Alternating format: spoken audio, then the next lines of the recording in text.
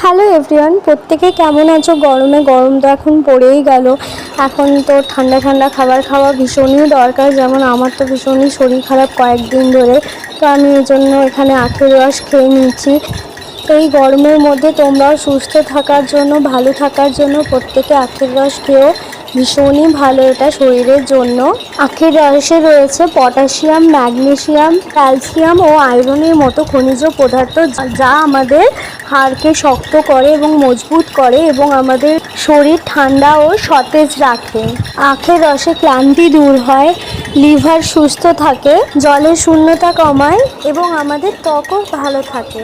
এছাড়াও আমাদের শরীরে রোগ প্রতিরোধ ক্ষমতা বাড়িয়ে তোলে। তো আমি তো খাচ্ছি, তোমরাও খাও এই গরমে এবং সুস্থ থাকো, ভালো থাকো, এটাই চাইবো সবার কাছে। তো থ্যাংক ইউ, ভিডিওটা ভালো